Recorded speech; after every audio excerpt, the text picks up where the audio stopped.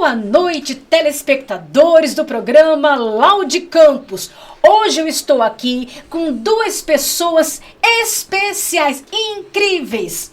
Uma mulher empoderada que vai nos ensinar, porque ela também dá palestra, né? Como nos empoderarmos. Um homem que atua muito nas questões sociais. Você vai conhecer o nosso amigo, que é o Beto Vaz, e nós vamos conhecer a Mirelle Trevisan, primeira dama de Araçariguama.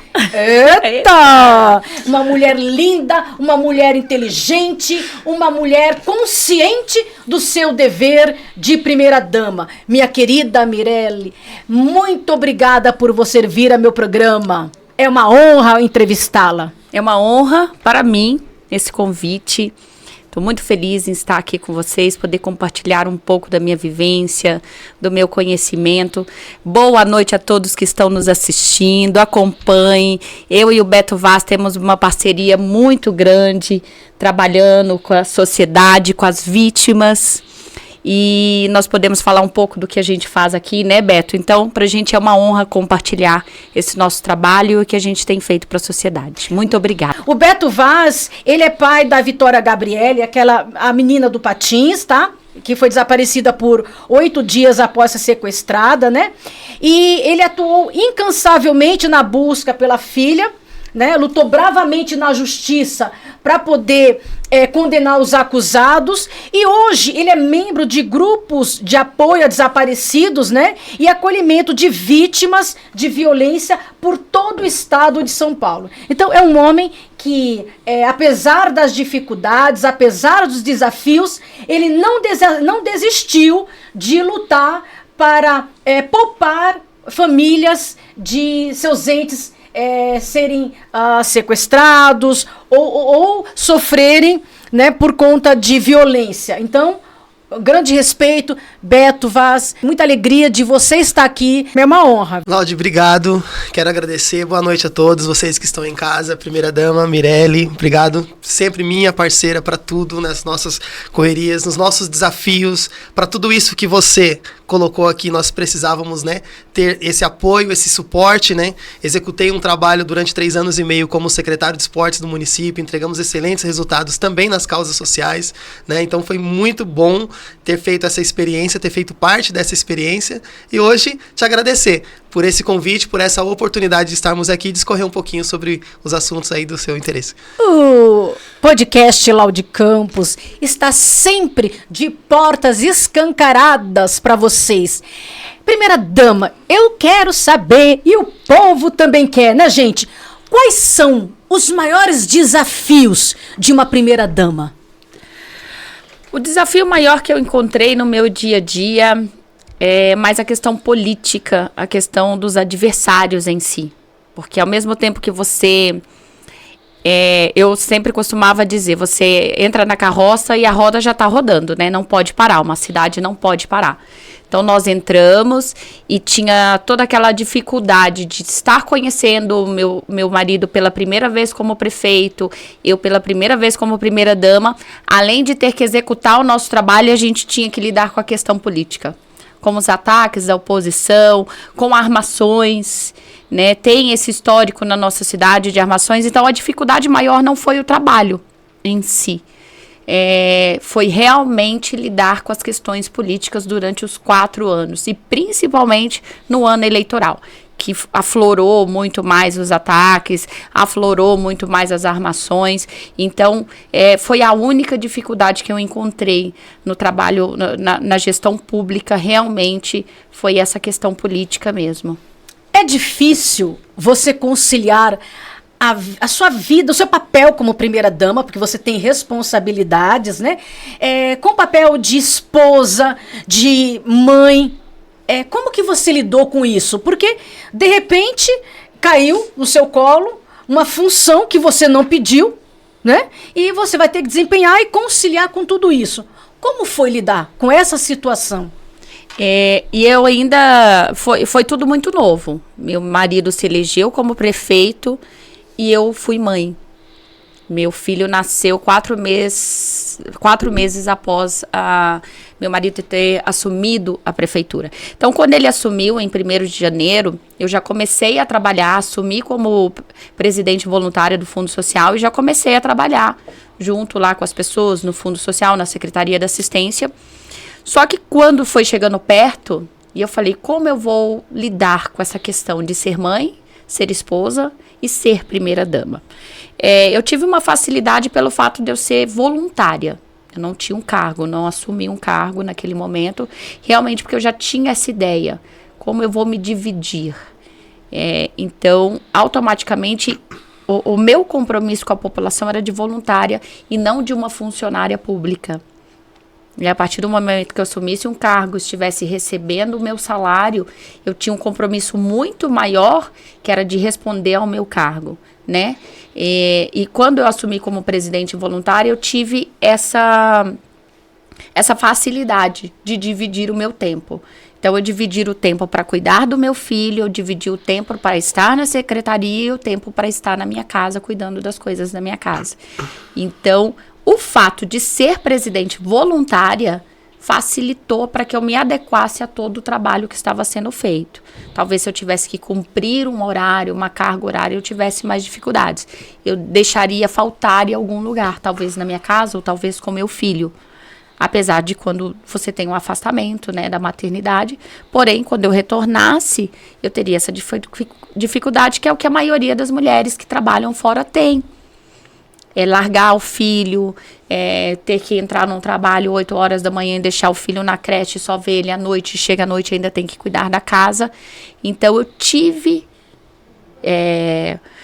o que eu falo assim, eu pude dividir o meu trabalho com minha casa, com meu filho, porque eu decidi ser voluntária e não assumir um cargo. Olha, que bacana, né? Porque foi uma escolha inteligente, porque aí você conciliou a sua vida pública com a sua vida maternal, né? De ser mãe e de esposa, né? Porque tudo tem que sair de uma forma harmoniosa e não perdendo, né? Sim. Você não pode. Beto, como você começou a se envolver em causas sociais? O que te motivou a atuar nas causas sociais, em causas sociais? A motivação ela não poderia ser diferente, Laudi, pela vivência do meu momento. Em 2018, eu tive uma baixa na minha vida que foi a perda da Vitória, né? Eu era o tipo de pessoa, e você que está na sua casa, você vai ter acesso a esse tipo de sensação, que quando tem aquelas publicações de pessoas desaparecidas, você dá um up, né? Você vai lá e digita essas palavras, up. Você coloca isso ali e passa despercebido.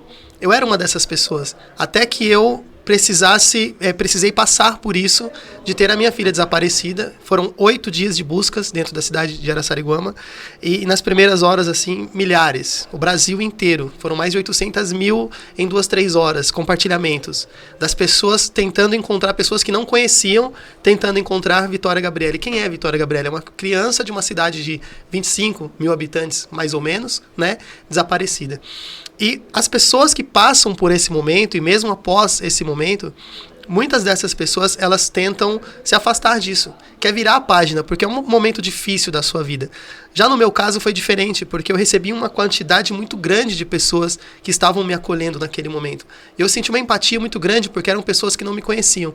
Eram pessoas que muitas vezes faziam vaquinha entre eles para juntar ali um valor e atravessar o estado de São Paulo para vir trazer um abraço para aquele pai, para aquela mãe. E eu achei muito bonito, achei nobre aquela atitude. E eu também quis fazer parte disso, porque durante aquele período e após aquele período em que nós enterramos a Vitória Gabriele, a gente passou a conciliar e conviver com outras pessoas que eram familiares de vítimas tanto quanto nós. E quando nós íamos passar, por exemplo, por um julgamento na cidade vizinha ao lado de São Roque, e quando nós estávamos do lado de fora, sabendo que entrava marmitex, alimentação quentinha para eles, e quando nós precisávamos de uma água, de um banheiro, a gente tinha que atravessar a rua e ir pedir num boteco, porque estava saindo da pandemia e nós não tínhamos acesso a entrar no fórum para participar do julgamento do juizado naquele momento da Vitória. Então tudo isso, e eles estavam lá junto com a gente, muitos deles estavam ali junto conosco. E esse processo para eles me colocavam da seguinte forma: era um processo de cura. Estender a mão para outras pessoas era um processo de cura. Então foi esse momento que eu identifiquei, participei de todo o processo, na cidade de Tremembé, longe, muito longe, eu não tinha condições de ir, muitas pessoas ajudaram que a gente conseguisse chegar até lá, aquela cidade, e nós, naquele momento, entendemos, pelo menos para mim, era o momento de tomar alguma atitude. E assim como eu passei por aquilo, que outras pessoas também tivessem a oportunidade de vivenciar essa experiência. Então, foi uma experiência de vivência mesmo, tá? A partir daí, outras pessoas passaram por alguma dificuldade, eles ligavam pra gente, falavam, tá passando, dá a palavra de conforto para essa família. E foi assim que eu fui me envolvendo cada vez mais e se engajando cada vez mais. Na sua opinião, assim, quais são as causas sociais que mais você gosta de atuar? É no desaparecimento de pessoas? Ou, digamos assim, no esporte para jovens? O que você mais gosta de fazer, ou tá tudo junto? Eu acho que caminham as duas coisas juntas. O local de trabalho onde eu fui designado a trabalhar, eu fui designado como secretário de esportes na gestão do nosso prefeito Rodrigo, e o meu convite a fazer parte foi no local onde ela foi vista em vida pela última vez, que ela estava lá, onde ela foi sequestrada. Então, era aquele ginásio, ele acabou se transformando numa referência. Então, ali eu tive a oportunidade, e eu coloco dessa forma mesmo, a oportunidade de desenvolver um trabalho que fosse voltado para a criança, para a proteção às nossas crianças. Então, por exemplo, quais foram as metodologias? Nós saímos de 230, mais ou menos, alunos inscritos para mais de 2.000. Nossa! 2.000 alunos inscritos. Mais de 4.000 atendimentos. Nós deixamos de atender não só as crianças, mas passamos a atender também as mães dessas crianças com projetos de danças que nós conseguimos estender até os bairros, né? Então, nós conseguimos, por exemplo, qual foi a maior necessidade que nós tínhamos naquele momento no ginásio? Nós sentimos falta de câmeras de segurança, que poderiam ter ajudado na identificação dos criminosos no momento que fizeram o arrebatamento da vitória. Hoje, não só o ginásio dos campeões, mas as praças esportivas que nós temos no município são todas monitoradas 24 horas por dia. Então nós tivemos avanços significativos. Na cidade, por exemplo, nós temos o Espaço Vitória Gabriele. Esse espaço que foi implantado junto do nosso prefeito, já no primeiro ano do prefeito, né, ano de pandemia, nós implantamos isso lá na cidade. Como que nós fizemos isso? A partir daí, você tem condições de você coletar dados, informações com crianças, mulheres, idosos que são vítimas de violência doméstica, por exemplo. Então, foram ações que foram permitidas fazer graças ao poder público. A intervenção dessa mulher aqui, que através dela também, que foi madrinha do nosso projeto, Araçariguama passou a ser a primeira cidade do Brasil a ter um projeto 100% de patinação. Porque a relação que ela tinha dos patins trouxe esse público para junto da gente. Então, nós acabamos de realizar recentemente, né, a segunda edição, né, do Festival de Patinação Vitória Gabriele na cidade. Então, foi uma forma que nós encontramos de fazer essa homenagem. Então, a relação ela caminha muito conjunta, né?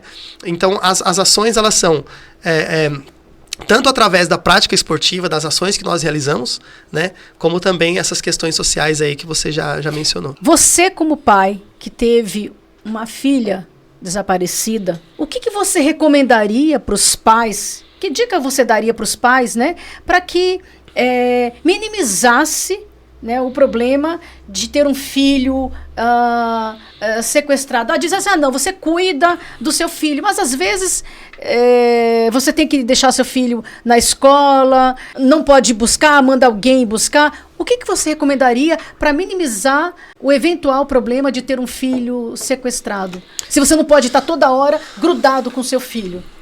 Acho que a conversa, hoje, ela se faz necessária dos pais para com os filhos. Essa orientação. O acompanhamento das redes sociais, importante demais, porque acontece muito. Sempre que possível, participe de estar acompanhando na escola. A cidade também teve uma atitude muito bacana, muito bonita, e eu só tomei conhecimento depois, né, porque era uma outra pasta. Mas, por exemplo, não só o cadastramento, mas as carteirinhas que foram implementadas também facilita. Então, só a pessoa com autorização retira a criança ali naquela determinada creche, naquela determinada escola, isso está sendo implementado. As medidas, elas estão sendo tomadas. Mas, por exemplo, ainda vemos nos dias de hoje crianças muito jovens, pequenas, caminhando sozinhas pelas ruas. Na nossa cidade aconteceram infelizmente, algumas tragédias que vem trazendo ao longo da história que remete a isso. Então, pede que tenha esse cuidado, mas eu falo de Araçariguama, mas na cidade vizinha aconteceu, na outra cidade aconteceu, e está acontecendo numa quantidade cada vez maior. Você atribui isso ao fato de deixar os filhos caminharem sozinhos, uma inocência do pai acreditando que a cidade, por ter poucos habitantes, fosse uma cidade tranquila, uma cidade pacata? Ou é um pouco de descuido mesmo? Eu não diria que seria descuido, Laude. Eu acho que a gente precisa vivenciar todas as etapas de uma criança, de uma criação, vamos dizer assim. Isso para mim serviu de aprendizado também, né? Eu acho Só um parênteses, isso é importante para que outros pais, né, não passem pela mesma situação, porque você já teve a experiência e você é um homem valoroso porque você usou a sua dor para poder criar condições de ajudar outras pessoas através dos seus projetos sociais e da sua vivência, do seu olhar. Isso é incrível. Os mecanismos estão aí, né? Ações nesse sentido a gente pode tomar a todo momento. Mas se nós não tivermos a atitude, pai, mãe, se não existir essa parceria, esse diálogo, essa convivência melhor com os nossos filhos, ainda assim está suscetível a acontecer. Você pode ser o melhor pai, a melhor mãe do mundo, e você não é responsável pela ação da outra pessoa que vai subtrair o teu filho. Você não espera que isso aconteça. Então, o cuidado ele precisa ser redobrado a todo momento. Você precisa tomar cuidado. É como se você estivesse dirigindo um carro. Você toma cuidado por você, mas você toma cuidado pela outra pessoa que vem do outro lado também. Então, as nossas ações, elas precisam ser planejadas não só pelo meu filho que eu vou levar para a escola. Eu posso deixar o meu filho na escola, mas eu não sei o que vai acontecer lá. Eu não sei o que vai acontecer naquela saída, no momento do retorno. O meu filho já não tem mais 10 anos de idade, já tem 12, 15, já sai com alguns amigos. O que vai acontecer naquele ambiente onde ele vai estar? Então, eu acho que essa força-tarefa, ela precisa acontecer parcerias com o poder público. Eu acho que ainda faltam ações por parte do poder público, eu falo isso no modo geral, né? Porque precisariam inibir melhor, né? Hoje, nós nunca tivemos, a gente que está aqui falando de crianças, mas nós nunca tivemos tantas mortes de mulheres como a gente está tendo todos os dias. E as ações, elas estão aí para serem tomadas. Poxa, significa que o marido não está cuidando bem se a esposa dele saiu, ou se a namorada saiu, ou se a filha saiu e foi para um trabalho e não voltou para casa? Entende? Porque as pessoas quiseram até criticar o pai dessa moça agora recente em Cajamar. Sim. Mas eles mantinham uma conversa, eles mantinham um diálogo, eles tinham um ritmo familiar. Ele quebrou o carro e nessa oportunidade a pessoa foi lá e cometeu esse crime. Então, assim, a gente tem que tomar as nossas ações. As prevenções competem ao pai, à mãe, à família. Isso compete à prevenção. Mas ainda assim a gente ainda está suscetível a acontecer. Entendi. Primeira dama, você se sente pressionada a atender certas expectativas da sociedade sobre como uma primeira dama deve se comportar e agir? Às vezes, críticas, até como a mulher se veste, porque gosto cada um tem o seu, né? Um gosta de vermelho, um gosta de amarelo, um gosta de azul, gosta de roupa curta, roupa comprida. Já sentiu esse tipo de cobrança ou algum tipo de preconceito? Essa cobrança existe diariamente, principalmente de pessoas que são da oposição, existem ataques em redes sociais, mas eu nunca me importei. Talvez pela minha vivência, por toda a história que eu vivi, um primeiro casamento que eu tive com violência doméstica. Então, toda essa opressão fez com que eu aprendesse a me defender, com que eu aprendesse a me valorizar. Então, todos os ataques que sempre houve contra a minha pessoa, como mulher, a minha forma de vestir, de falar, de agir, nunca me atingiu. Nunca me atingiu. Mas eu sei que atinge outras mulheres. É o que leva muitas mulheres a não participarem, por exemplo, da política, porque há sempre alguma desvalorização, algum ataque. A mulher é sempre diminuída na sua forma de agir, na sua forma de sentir, e principalmente diminuída por outras mulheres também. Sim. Né? Mas eu usei toda a minha vivência para fortalecer outras mulheres e para ensiná-las o valor que elas têm. Então, nunca me atingiu. Eu falo que Deus me preparou para vivenciar o que eu estou vivendo hoje. Porque eu entrei para um meio que é tão difícil de viver, né? Você automaticamente se expõe para o mundo. Você deixa de ser uma pessoa anônima para se expor ao mundo. E da mesma forma que tem pessoas que te amam, que te admiram, que diz que você é um exemplo, que aprende muito com você, que você é uma mulher forte, tem pessoas de outro lado te criticando. Sim. Né? Então, Deus me preparou. Eu tive esse presente de Deus realmente. Essa oportunidade de ter passado por dificuldades, se fortalecido. Isto para vivenciar hoje e ensinar outras mulheres o quanto elas podem ser fortes, o quanto elas podem realmente ver qual é o seu valor interior, realmente, que a maioria das mulheres não enxergam isso. O que mais te motiva estar hoje na função de primeira-dama? Começar falando sobre a questão, né? Como eu enxerguei que eu poderia impactar na sociedade, né? Com o meu trabalho. Eu dou um exemplo, a minha parceria com o Beto Vaz. Eu vivenciei tudo que o Beto Vaz viveu, porque a nossa cidade vivenciou aquilo. O Brasil em si, até o mundo assistia e todos falavam da menina Vitória, a menina do Patins. Nós tínhamos uma certa aproximação, mas pelo o envolvimento político, né, a gente falava com o Beto pelo telefone, nós deixamos para ficar acompanhando e a polícia atuar, no momento que meu marido não era prefeito, no momento do que ocorreu. Mas após ele ter sido eleito, a minha parceria com o Beto me mostrou o quanto eu podia ajudar a sociedade mediante o que aconteceu com a Vitória Gabrielle. A sala que ele citou, a sala Vitória Gabrielle, que foi uma sala que foi criada dentro da delegacia para acolher crianças vítimas, para acolher a mãe, para dar um ambiente mais seguro para a criança se sentir à vontade, né? Resumindo mais ou menos o que é a sala Vitória Gabrielle, havia sido pedida pela delegacia há anos e anos e anos e ninguém tinha dado para eles, porque tinha um custo.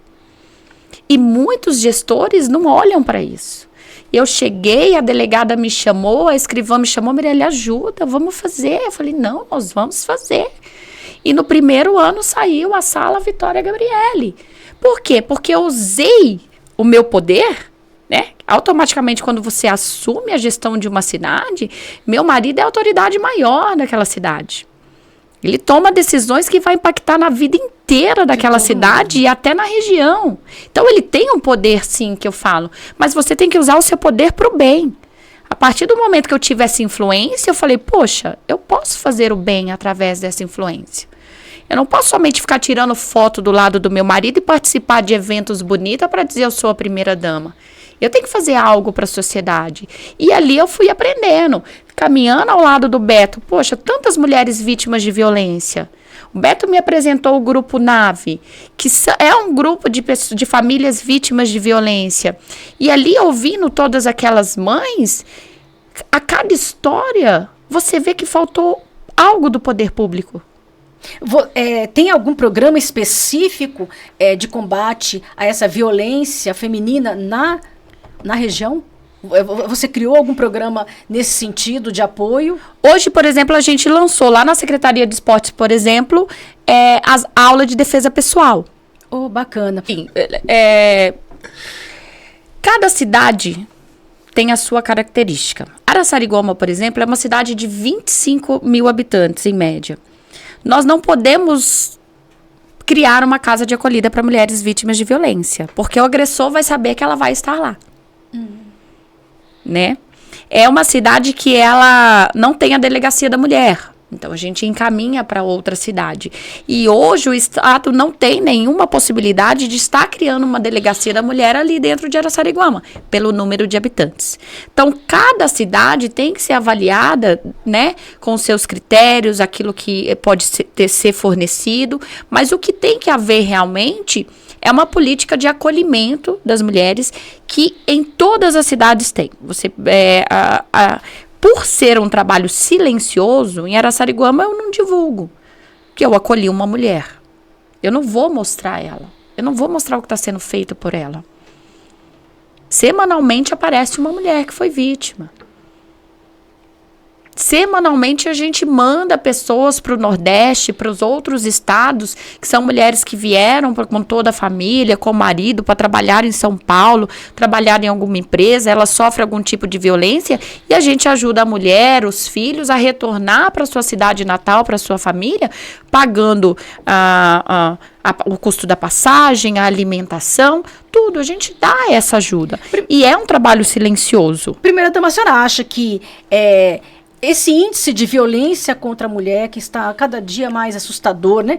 É interessante também fazer um trabalho de orientação deste homem para que ele tenha a oportunidade de enxergar o seu... Eu enxergo, com a minha vivência, eu enxergo que são dois pontos que a gente tem que atingir fortemente.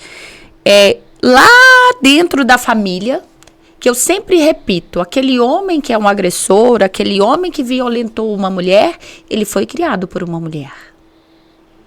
E de qual forma você criou o seu filho? Hoje eu me atento muito, meu filho vai fazer 4 anos e eu já ensino para ele que ele não deve tocar numa menina. Crianças de 3 anos se batem. Pega o brinquedo uma da outra, já tá com o carrinho, já bate, já empurra. Não sabe se é menina, se é menino, não se batem. Eu já falo, Miguel, você é um homem, você é forte. Você tem que cuidar da amiguinha como se ela fosse uma flor. E ele já tá criando essa imagem dentro dele, que a amiguinha é uma flor. Já tá assimilando esse forte, conceito, né? Que ele não pode machucar uma menina. Por quê? Porque eu crio o meu filho para isso. Quantas mães se atentam em falar pro seu filho que ele não deve bater em uma mulher? Isso é cultural. O homem é forte, é macho, bate, e a mulher tem que servir ao homem. É cultural. Sim. A gente tem que quebrar essa cultura machista que ainda existe na sociedade. E aí, então, a gente vai parar de acolher vítimas e não ter mais vítimas.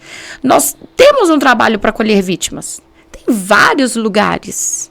Hoje, se você faz um movimento para acolher uma mulher vítima de violência, tem casas em Barueri, tem casas em São Paulo, tem a ajuda financeira, tem o local onde ela vai poder aprender a trabalhar. Tem. E as mulheres se movimentam. Chega na Secretaria da Assistência lá em Araçariguama, vem as assistentes sociais. Se eu estou na cidade, Mirelle, vem aqui, porque eu tive essa vivência. A gente sabe como conversar, né? Quem já viveu sabe o que a pessoa está sentindo. Quem nunca viveu, ela tá só ali de forma técnica. Então elas me ligam, Mirelle, vem aqui. Você precisa conversar, tem uma mulher vítima. Ok, esse trabalho o governo já oferece também. Da mulher vítima. Só que essa vítima, ela está quase à beira da morte. Ela pode ser morta a qualquer momento. Sim. Então tem que haver um trabalho do poder público para que não haja mais vítimas. E como que a gente vai fazer isso? Que entra no que a gente falou do Beto. Poxa, Beto, você acha que os pais podem fazer algo pelos seus filhos para não sumirem? Como assim? Você vai prender o seu filho dentro da sua casa e não vai poder andar de patins? Ou vai culpar o pai, como o pai da Vitória, lá em Cajamar, que quebrou o carro dele? O pai viveu a vida inteira levando a filha no serviço, buscando a filha no serviço, o dia que o carro dele quebrou. Não, aquilo foi um absurdo. Entendeu? Então, assim, e a gente acabou de ver que foi um vizinho. Então, o quê? O seu filho não pode viver com o seu vizinho? Então, a sociedade está errada. E eu acredito muito de que deve haver uma mudança na nossa educação. É ali dentro da escola que você vai formar uma sociedade melhor. Aquela questão de que a escola não educa, não existe para mim. Porque um pai que é violento, ele não vai saber educar o seu filho. Então o poder público tem o dever de corrigir a sociedade. Para dar mais segurança, para gastar menos com segurança, porque se você dá mais segurança através da pessoa em si, que está ali aprendendo a não ser violento, a não cometer crimes, você vai ter mais segurança. Menos gastos também. Menos gastos. Eu concordo plenamente com você que o pai teria o dever de educar seus filhos, mas se ele falha nisso, o poder público que oferece a educação tem o dever, a obrigação de suprir essa falha pelo bem social. E onde eu falo, onde você consegue atingir o maior número de pessoas na sociedade? Na escola. Na escola. Porque a escola, a mãe obriga o filho a ir para receber o Bolsa Família. Sim. A criança vai, que seja para não estudar, que seja para passar de ano comer. Sem fazer nada, mas a criança vai para lanchar, para comer e para ter alguma coisa para fazer no dia a dia dela.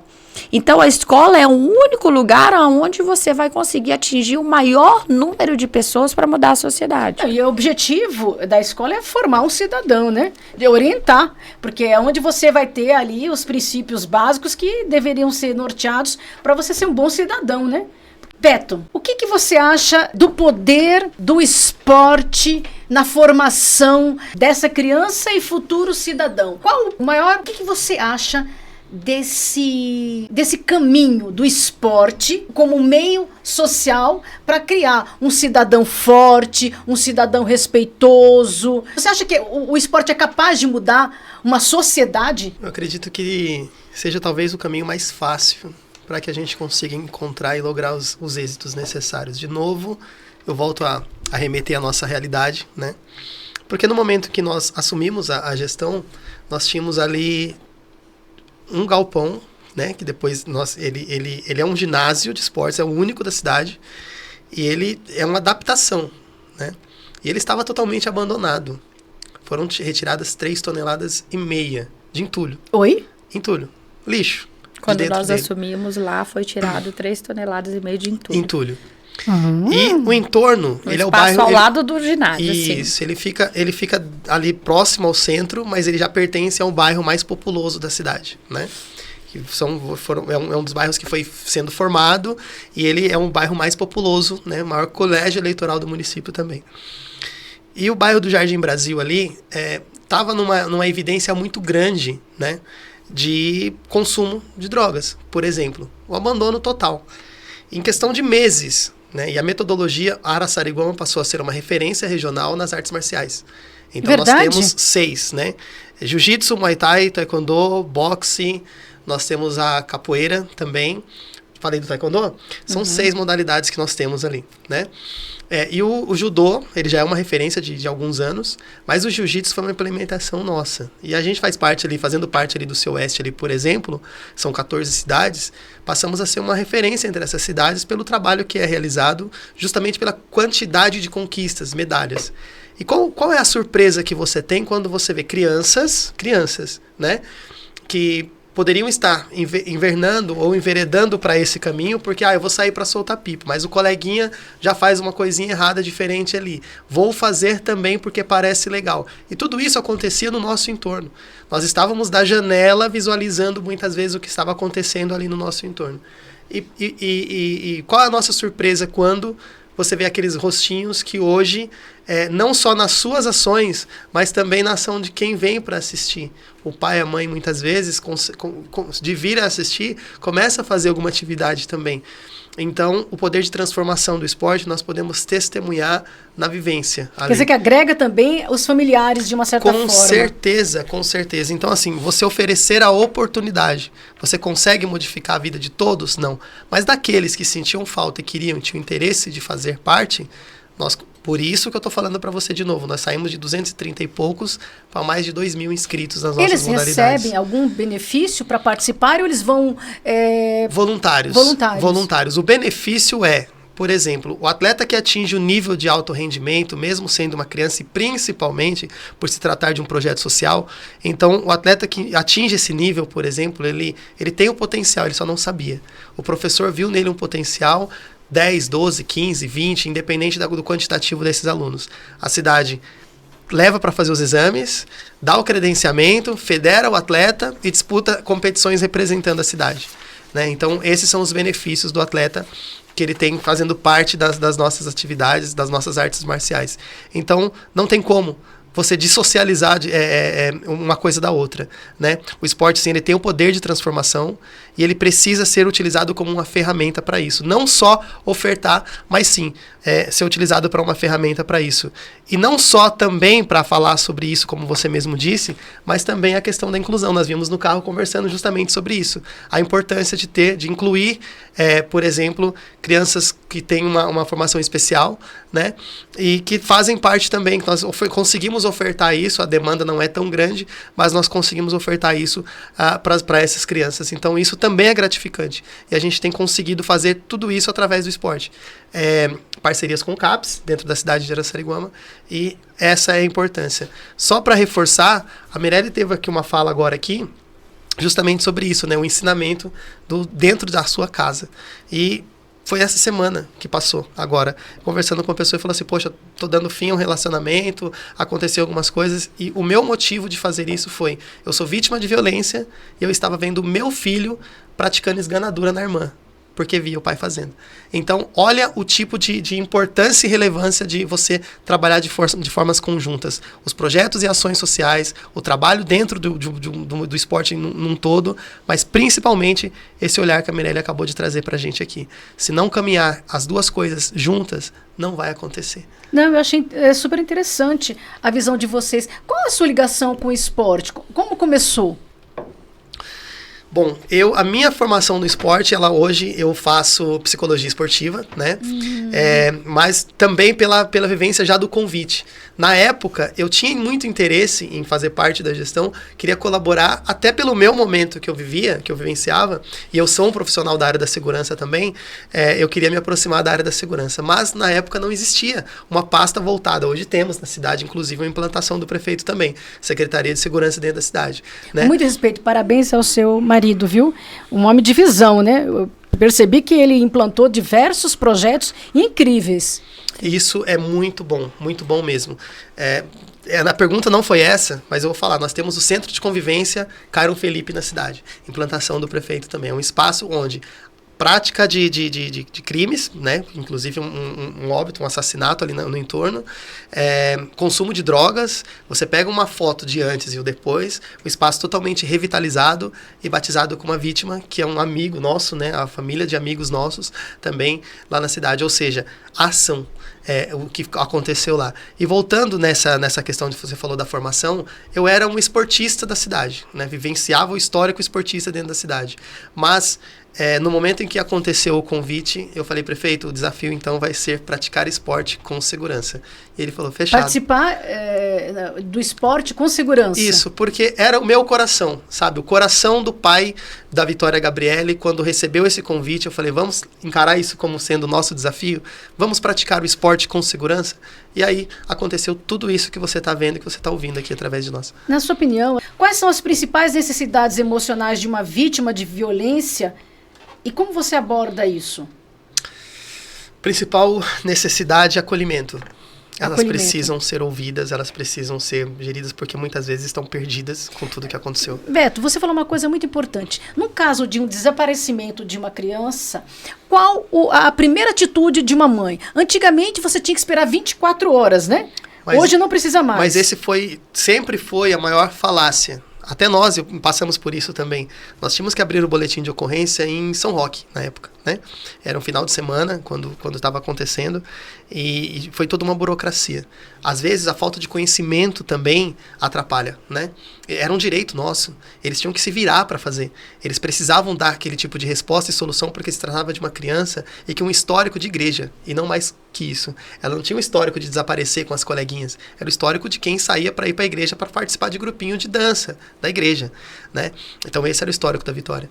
Então assim, a melhor questão que a gente pode tratar é buscar sempre estar sempre muito bem informada com relação aos seus direitos, isso é importante, né? A partir do momento que você tem um desaparecimento, rede social ajuda, poder público ajuda, você ter tem que esperar momento algum. De jeito nenhum, de jeito nenhum. Como eu queria, como eu gostaria que eu pudesse ouvir que a minha filha estava com a coleguinha ou com algum namoradinho, que estivesse fazendo alguma coisa errada. Como eu gostaria de ouvir? Olha, deve estar com algum namoradinho, fica tranquilo, daqui a pouco ela está de volta. Como eu gostaria de ouvir? Ela poderia estar lá, aprontando, pelo menos eu teria minha filha de volta. Então, era esse o prazer que eu queria ter, de poder saber que ela estaria em algum lugar fazendo alguma coisa com alguém. Mas nem esse prazer eu tive, nem esse desprazer eu tive também. Então, como a gente pode passar como orientação, é que assim, não espere. Porque nesse caso em específico, cada minuto, cada segundo conta. É essencial, né? É essencial, é necessário. Então, procurar as autoridades, colocar em grupos de WhatsApp. Hoje em dia, já está sendo implantado, e isso tem até um nome de uma criança americana, né? São aplicativos de rede social em que você passa um comunicado, o próprio WhatsApp, Facebook, a Meta, eles vão anunciar num raio de 25 quilômetros, porque aconteceu recentemente. pegaram a criança, colocaram a criança para dormir, passou alguma coisa no cabelo da criança que já mudou de cor no banheiro da rodoviária, em questão de minutos. Aconteceu. Em questão de minutos, você muda a identidade da criança, muda o rosto, a fisionomia da criança, para você passar como se ela estivesse dormindo nos seus braços e passar ilesa. E ela foi, acho que aconteceu aqui na região do Paraná, mais ou menos, e ela foi encontrada já a 25 quilômetros em questão de poucas horas. Como descobriram? Estava com a cor diferente? Uma parada que fizeram, que já havia um bloqueio, e foi um dos 3 casos que nós temos ciência, né, de que aconteceu, que através das redes sociais, a comunicação foi muito rápida, não tinha mais para onde correr, se descesse ia ser vista, porque estava num trecho de rodovia, uma blitz que foi montada num raio, né, de cidades ali no entorno, ela já estava a 25 quilômetros de distância e conseguiram pegar. Para você ver a importância da comunicação rápida, né? Fundamental. E acho que, eu não sei se existe esse procedimento, porque muita coisa muda na legislação, mas exigir de toda criança, quando estiver dentro de desceu na rodoviária, subiu na rodoviária, pegar a documentação. Mas era uma menina de 2, 3 anos, cabelinho loiro, né, o cabelinho mas não preto que mas o pai tem que ter, né, o registro. Sim, mas ela foi subtraída nesse local, né? Ela foi subtraída nesse local e a mulher já tinha tingido o cabelo, já saiu da rodoviária, porque nas câmeras de segurança vendo depois, a criança já saiu de cabelo loiro. Só alertando, já que nós entramos nesse assunto, o meu filho Miguel, com 6 meses de idade, ele já tinha um RG dele. E eu ainda achei que eu demorei muito. Isso é muito importante. Perfeito. É gratuito. Até ele tava brincando esses dias, mostrando o RG dele. Ele falou, mamãe, eu era bebezinho. Porque tá com a foto dele bebezinho. Eu falei, já temos que fazer outro para atualizar a foto dele. Mas com 6 meses, e eu achei ainda que eu demorei muito para fazer o RG. Então você recomenda para que as mães... Todas as mães, porque a partir dali, você já identificou o seu filho com os dedinhos dele lá pro mundo inteiro. Verdade. São as digitais dele. É verdade. Porque depois ninguém nem pode fazer. Não vão conseguir levar o seu filho para nenhum lugar, porque você já registrou ele como seu, através das digitais dele. Então, ninguém nunca mais vai conseguir levar seu filho para nenhum lugar. Não vai conseguir registrar. Verdade. Se roubarem o meu filho hoje, vão conseguir fazer o quê com ele? Ele já está registrado para o mundo que ele é meu. E quantas mães têm o RG do filho hoje? E é gratuito. É gratuito. Aí, mamãe, a partir de semana que vem já sai de casa, já começa a agendar para tirar o RG do filho, hein? Vai começar a chover, gente, no Poupa Tempo. Eu quero que tenha fila, gente. Algumas cidades têm um Poupa Tempo, outras não têm, mas é gratuito o serviço. Araçariguama tem? Araçariguama tem um Poupa Tempo. Eu preciso ir lá visitar a cidade. Meu grande prefeito, você vai almoçar no meu fundo social, nós vamos te receber lá. Prazer. Primeira dama, eu quero saber que ações você vem tomando para apoiar o empoderamento feminino, né? E como você vê a participação da mulher na política? Primeiro fale da participação da mulher na política, depois você vai falar do seu livro e das suas palestras, que eu sei que você é uma mulher empoderadíssima. Até vou me espelhar em ti. Sim, que linda, obrigada. Vamos falar primeiro da mulher na política. Eu senti muita dificuldade quando eu comecei a adentrar nesse mundo e querer participar. Comecei a participar das reuniões com meu marido, comecei a participar de reuniões com deputados, porque eu queria ver acontecer, eu queria ver a cidade mudando, eu queria que realmente a gestão do meu esposo funcionasse. E eu fui percebendo várias coisas assim, do quanto é importante a mulher estar realmente ao lado do seu marido. Várias situações como, por exemplo, a Sala Vitória Gabriele. Por que ela aconteceu? Meu marido não faria? Não sei. Mas houve uma participação muito grande minha na cabeça dele. Nós precisamos fazer esta sala. Nós precisamos defender as crianças. Talvez o homem que não tem um olhar feminino, né? tão assim, de mãe, né? Nós temos um sentimento diferente dos homens, isso é cientificamente comprovado. Não adianta falar que nós somos iguais aos homens, que nós não somos. Sim. Os homens muitas vezes precisam passar por uma situação como o Beto passou, para ele passar a ter uma sensibilidade que hoje o Beto tem. Aquele homem que não passou por nenhum sofrimento, talvez ele não tenha aquela sensibilidade que a mãe tem. Que a mulher, mesmo sem ser mãe, ela já nasce com isso. E eu influenciei diretamente nas decisões do meu marido. São parentes, tá vendo, gente? Atrás de um grande homem existe uma mulher maior ainda. Sim, e é isso, e é onde eu costumo dizer para as mulheres, você precisa saber o seu poder, você precisa reconhecer a sua força. Você não precisa enfrentar o seu marido, você não precisa querer ser igual a ele. As pessoas confundiam muito a questão de empoderamento. O empoderamento é a mulher não precisar de nada, é a mulher pagar a sua conta do restaurante. Eu quero que o meu marido me encha de presente e pague minha conta do restaurante. Mas eu quero saber, olhar na minha conta bancária e falar, mas eu posso fazer isso. Sim, concordo Mas plenamente. eu posso fazer isso, mas ele faz para mim porque ele precisa me agradar. Ele precisa cuidar de mim. Ele precisa cuidar da minha família. Da mesma forma que eu cuido também da minha família. Então, a mulher não precisa ser maior ou menor que o homem. Eles precisam caminhar juntos. E foi isso que eu estou levando para a gestão do meu marido, já entrando na questão do empoderamento, a mulher na política. Por quê? Porque a mulher tem, sim, uma maneira de enxergar a sociedade diferente do homem. Nós tínhamos que ter muito mais mulheres deputadas, muito mais mulheres vereadoras, mulheres prefeitas que vai ter o marido ao lado respeitando a sua posição e a sua maneira de pensar ali ao lado. Porque os dois caminham juntos. Uma família, o marido e a mulher têm que caminhar juntos. Nenhum sendo mais nem menos que o outro. É uma questão de equilíbrio mesmo, cada um, né? com o seu valor. É o equilíbrio. Feminino e o masculino. A família é isso. Com a sua visão. Né? E independente das outras famílias que se formam, eu falo, sempre a pessoa, uma é diferente da outra. Uma pensa diferente, outra sente diferente. E é onde você falou. Nós nunca estamos sozinhos. Nós sempre precisamos de alguém. Você tem uma visão diferente da sociedade. Eu tenho outra. Junto a gente pode formar algo muito maior. E são essas diferenças, né, que fazem o mundo caminhar, né? Porque cada um vai, assim, colocando a sua experiência, seu modo de ver e vão achando um ponto em comum para seguirem adiante. É isso. E aí eu fui vendo o quanto eu sofri preconceito, olhares. Tá. Você entra numa sala cheia de homens para uma reunião e você quer a sua vez de falar. Todos te olham como o que vai sair agora da voz.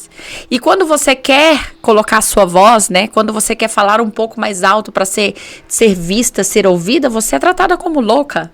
Sim. Quando você vai defender a sua família, quando você vai fazer algo, se defender, você é tratada como louca. Sem querer ser feminista, né? Porque eu sou feminina. Todos os grandes homens, todas as grandes cabeças pensantes, obrigatoriamente nasceram de uma mulher, né? De uma mulher. De uma mulher. Então, esse poder de dar vida, né? Só cabe a nós, viu? Com muito respeito. Nosso. E aqui, só para brincar um pouquinho, vocês me dão licença, gente, que eu também tenho esse direito, né? Deus fez o homem como um protótipo do que ele queria fazer. Quando ele terminou, ele disse, agora irei fazer minha obra de arte. E fez quem? Nós, mulheres. Com muito respeito aos homens, que eu amo vocês, tá bom? A gente não vive sem eles como eles não vivem sem a gente. Concordo plenamente. Eu preciso do meu marido para me Desculpa, proteger, Beto. Eu amo né, você, tá? Beto? Nós precisamos de vocês para mandar buquê de flores, para mandar presente, para nos proteger. Tá Fiquem tranquilas que eu me reconheço como protótipo diante de vocês duas aqui. Mas nós temos o nosso valor, nós temos a nossa sabedoria, nós temos o nosso poder, a nossa força. Nós viemos para somar, isso, não para dividir. Que ao longo dos anos foi reprimida. Sim. E tem algumas mulheres que ainda não sabem qual é o seu valor. Não. Tem algumas mulheres que ainda não qual é o seu papel. Qual é o seu papel. Qual é o seu papel. Né? E é isso que eu falo que a gente também tem que trabalhar na sociedade. E seu livro? Que eu quero que você livro. mostre isso, fale sobre o seu livro, as suas palestras. E depois eu vou para você, viu, Beto? Sim. Hoje eu já não iniciei minhas palestras, que eu estou aguardando o livro, mas hoje eu já participo automaticamente das palestras, né? Que são feitas lá em Araçariguama. Foi uma coisa que eu implantei. Eu constantemente levo palestras não só para mulheres, mas para homens, para funcionários também, que eu acho importante a informação, o conhecimento. Tem pessoas que passam lá 1 horinha ouvindo uma palestra, 1h30, chega na casa e fala, nossa... Tem um insight, muda. Tem um insight, fala, nossa, eu vou passar a fazer isso na minha casa. Nossa, Mirelle, como é bom! Eu já aprendi muita coisa em 1h30. Às vezes, uma experiência de vida de uma pessoa muda a vida daquela outra. Conhecimento liberta e o mais importante é você aprender através das suas experiências, como você aprendeu, e não guardar para si, passar para o próximo. E o intuito do meu livro é contar a minha história mesmo. Quando vai sair o livro? Para maio, eu quero já lançar ele. Vou vir falar aqui, você vai no lançamento. O meu intuito é uma autobiografia de contar a história da Mirelle, aquela menina que sempre foi forte. Eu comecei a trabalhar com meu pai sem ter necessidade de trabalhar, porque eu cheguei para ele e falei, pai, eu quero ter dinheiro. Com 9 anos de idade. Ele virou para mim e falou assim, mas para ter dinheiro você tem que trabalhar. Que mente empresarial. E eu sou empresária. Eu tenho isso, acho que é do sangue. E ele falou, para você ter dinheiro você tem que trabalhar. Eu falei, então a partir de agora eu vou trabalhar com você. Determinada. E eu comecei a trabalhar com ele no restaurante, na churrascaria que ele tinha. Eu ia entregar marmitex de patins. Né? Por isso tem corpo de anjo. Por isso que eu ia entregar marmitex no banco, na prefeitura, na Câmara Municipal, de patins. E aí eu fui aquela menina forte, que sempre enfrentou o pai quando não concordava com alguma coisa.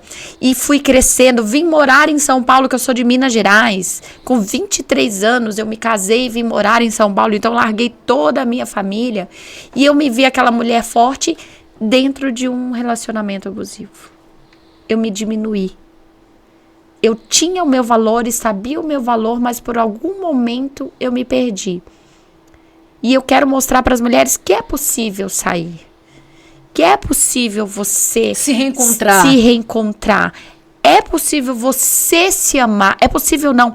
É importante você se amar para depois você achar um companheiro e amar outra pessoa. Sim, porque às vezes as pessoas acham que a felicidade delas está no outro. E não. Você tem que ser feliz até sozinho. Tem gente que não suporta ficar sozinho com ele.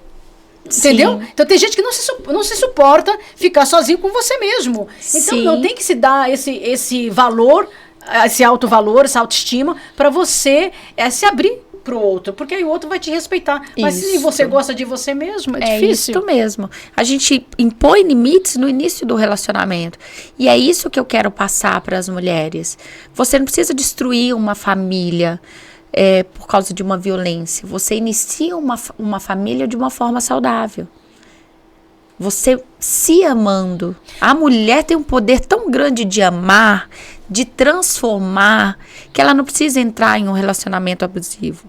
E historicamente, ouvindo algumas mulheres, tem homens que não eram violentos e passou a ser violento naquele relacionamento. Aí você para pensar, o que aconteceu? O que desencadeou isso? O que desencadeou? O quanto a mulher cedeu para que isso viesse a ser assim? Porque o ser humano se acomoda com aquele ambiente que ele está. Agora você falou um ponto muito importante. Às vezes a mulher vai cedendo, ela vai perdendo a sua essência e é complicado. Eu achei muito importante, eu vou pedir para o Beto dar suas considerações finais e dizer que aqui sempre estará aberto o programa para vocês. Vai ser sempre um prazer. Por favor, é todo seu. Só agradecer, de verdade. Foi muito bacana com você, né? Trazer um pouco do nosso conhecimento, agregar um pouco para você aqui daquilo que a gente tem feito, né? Estamos com um podcast também, que aliás você será com certeza convidado. Por favor, faz propaganda agora do seu podcast pro pessoal ir assistir. Vamos lá. Superação, pessoal. Podcast Superação. A gente tem todas as quintas-feiras, às 19 horas. E o nosso objetivo é justamente contar a história de quem está vencendo, né? Num determinado momento da vida, eu dei uma entrevista para uma pessoa que ela queria contar a história da tragédia. Eu falei, você não quer contar a história desse pai que está vencendo? Com todos esses desafios que nós enfrentamos e nós estamos chegando num novo momento, num novo estágio da vida. E a partir dali, o nome do podcast dela, do programa dela, passou a chamar Meu Nome é Superação, por conta da história que nós estávamos contando ali. Então, se você não é uma pessoa que vai ser convidada pelo projeto de superação, é com a superação, ou seja, a gente tem esse joguinho de palavras, né? Sim. Ou superação das ações que você está fazendo para o bem comum de outras pessoas, ou superação que são pessoas que, assim como eu, estão vencendo através da adversidade, através das perdas, através das dores. A gente dá espaço também para familiares de vítimas e tudo isso está acontecendo. Que lindo! Esse é o nosso projeto piloto para os próximos anos aí, se Deus quiser. Olha aí, vamos assistir o Superação. Ó, Com Todas Beto as Vaz. quintas-feiras. Com Beto Vaz. Acompanhe também as nossas redes sociais, tá lá Beto Vaz Facebook ou Beto, @BetoAlberto_Vaz, tá lá assim também no Instagram. Todos convidados a estar acompanhando nosso trabalho. e a rede social da nossa linda primeira dama? Mirelle, com 2 LE, Trevisan, primeira dama. Tá? Vamos todo mundo curtir todos os nossos Instagrams e Facebook. E Facebook, vamos dar apoio. Acompanhe. Mulher apoiando mulher, tá Isso, certo? e os homens também, hein? Vocês precisam da gente. É verdade, nós precisamos de Nós vocês. precisamos de vocês. Então, eu vou agradecer aos dois lindos, maravilhosos, meus amigos. Muito obrigado. Foi uma alegria, um prazer. E vamos fazer de novo um repeteco. Faz bem pro ego, né? Participar junto com ela. Fica levantando a Ela gente é toda ótima, hora, né? linda. E para vocês, um beijo e até o próximo programa semana que vem.